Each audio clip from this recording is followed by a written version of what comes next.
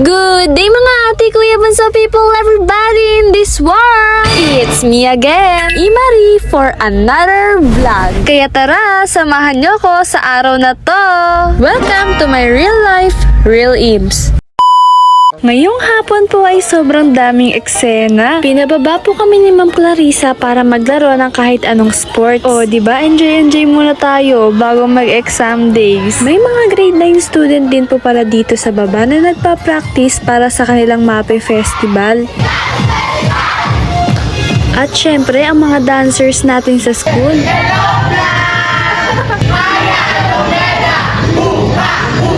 Shoutout po sa inyo, gabi pa rin ang energy kahit maghapon silang nagsasayaw. Tara muna at panoorin ang ilan sa mga galawan ng mga grade 9 student para sa kanilang performance.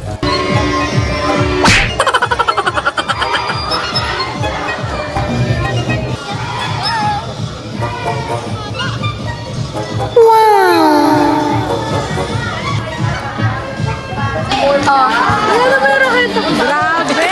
Ayan, stress na si Ring. Ito. Ito rin dapat.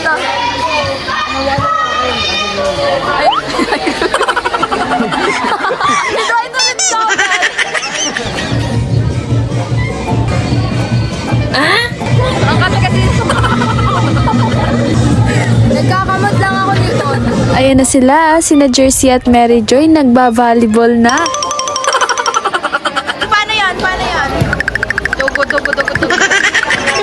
Biglang sumali si Ma'am Clarissa sa pagsayaw at talagang kasiyahan ang nangyayari ngayon.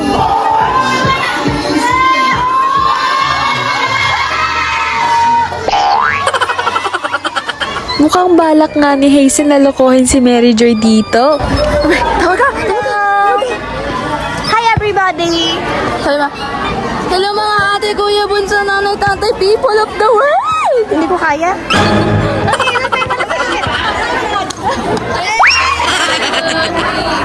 Good day mga ate, kuya, bunso, people, everybody! Sa oras nga nito ay malapit na mag-uwian at hinahanap ni Clark ang bag niya na tinago ni Dwight sa amin nila Jersey, kaya pinapaisod kami baka sakaling nasa amin.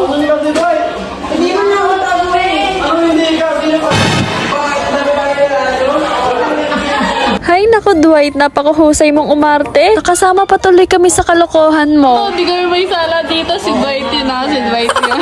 Ano yung kayo?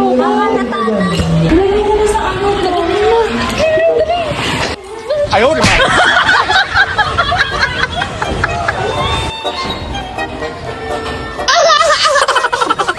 Grabe, pati yung bag ni Florence pinagdiskitahan. Uy, ano? Hindi mo na yung bago dito? Galit na kayo taro eh. Wala kayo mawa! Pin na ako. Lagot ka na. Asa na rin. Konti lang buhok sa ulo. Dito na magkakaalaman, Dwight.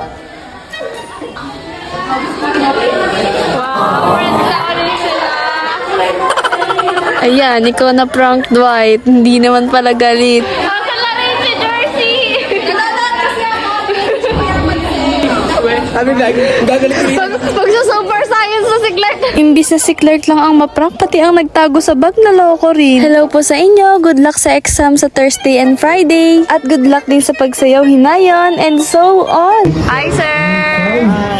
Finally, makakauwi na rin at makakasabay ulit kay Papa. Ay, ang himbing naman ng tulog. Sleep well po.